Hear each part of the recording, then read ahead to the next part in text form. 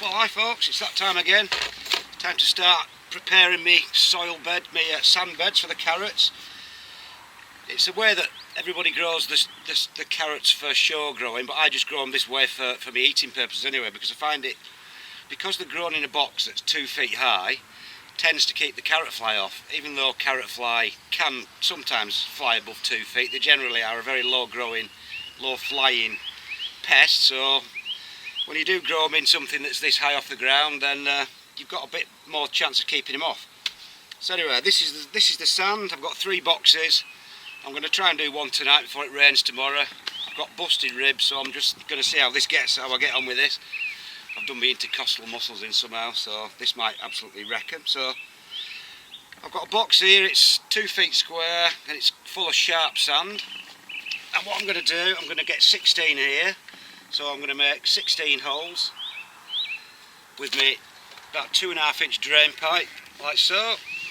So when I've taken the core out, what I'll do, I'll fill the core out with compost, and then to each compost tube in the sand, I will sow a few carrot seeds, and then once they've germinated, then we'll thin out to 1 per hole. So anyway, I'll just show you how we do this. Get the sand out. So like I said, it's just a piece of drain pipe with a bit of bar through so I can grab hold of it, and it should hopefully grip the soil, grip the sand. I'm going to do it half at a time, so halfway down.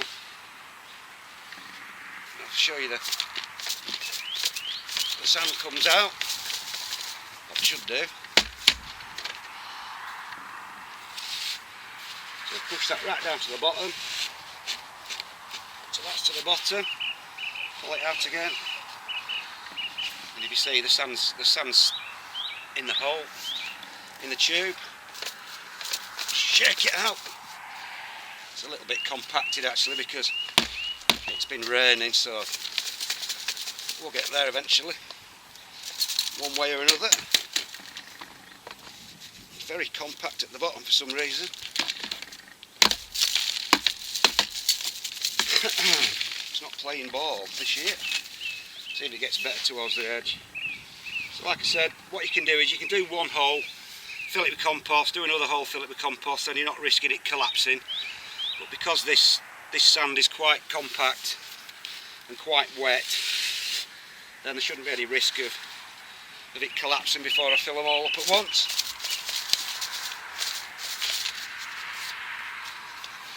So like you see, it's quite a tedious job, but it's a good way of growing carrots, because what it does is the sand, it draws the moisture right down, so then the taproot follow the moisture down and it draws the carrot out, and you don't get any slugs or anything with it because it's grown in sand, and you get an absolutely fantastic carrot. So I would urge anyone to just give it a try once, even if you just try it in a bucket full of sharp sand.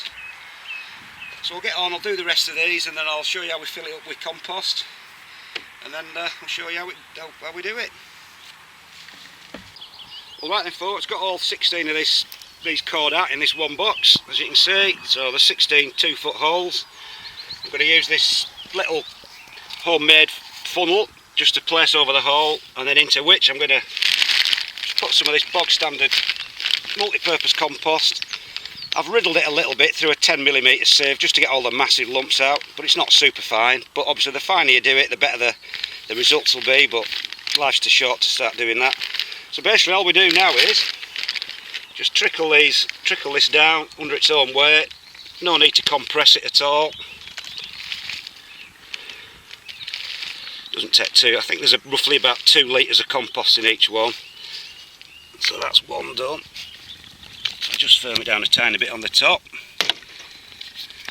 And then just continue them all. So I'll just do a couple just to show you. Again, just trickling it in under its own weight.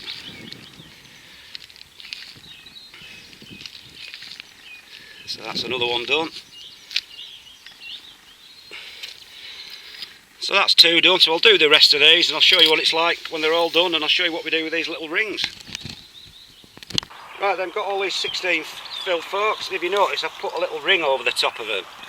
These are just pieces of drain pipe sawn off into inch lengths, and the reason for this is once I sow the seed, and they germinate, and then once they start growing, sometimes they tend to push up the top. The shoulders of the carrot tends to push up and goes into daylight.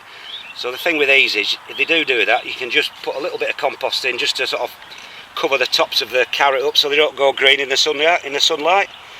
So that's what I'm going to do. I'm just going to sow a few little carrot seeds in each one, maybe 3 or 4, and then once they germinate, I'm going to prick them out, just thin them out, sorry, so we're left with the strongest one. And then basically I don't even bother watering them, because I just let the natural rainfall sort that out, because if it rains too much it drains through, and that's about it. So like I said, best way to grow your carrots, good way of getting rid of carrot fly really, because they're in a 2-foot box. Not saying it's guaranteed, but it's always better the higher your carrots are up off the ground. So that's how I grow my carrots, folks. Put these to bed now, cover them with plastic, and do a bit of sowing when the weather warms up. So that's about it, folks. See you later. The stump, I'll just try and pull it up with leaves, see how easy they come up first. Here we come. First one of the year. Holy cow, look at that. Oh my god. Well, there's nothing wrong with that. Perfectly stumped. Bit on the big side, but not a lot I can do about that. That is pretty good. So now I've got to get just a pair from your local shop. So I'm going to pull a few more up, and then we'll see if we've got any pairs at the end of it. But for a first pull, that is absolutely bloody bonkers. So we'll get on and pull some more up, and we'll see if we've got any pairs matching. Right, the second one now. That's the trouble with these. You end up pulling about 50 to get 2 out, because they don't tend to match sometimes. So let's see if we've been lucky. No, that's a bit of a bendy one. Well, I'm being a bit picky, I must admit. Have a look. First 2 pulled, a little bit smaller. So on we go, onwards and upwards. Got to keep pulling them to get them to match. So we'll just keep pulling them and see how many we have to pull to get them. Right then, folks, as you can see, I've pulled a load out. I thought I wasn't going to get a pair for a minute, and then all of a sudden it's eureka, so I've just got to be very careful. These are my best 2 now. Not absolutely exact, but Christ, they're near as damn it. And I've got another pair down there, so but those 2 for me, they are, I couldn't have hoped for much better. Proper stump end, tap roots intact, and pretty much identical. So that's about it, folks. Stumps pulled, sweating like a pig and stressed out to hell. We'll see how we get on Sunday. That's about it, folks. See you later.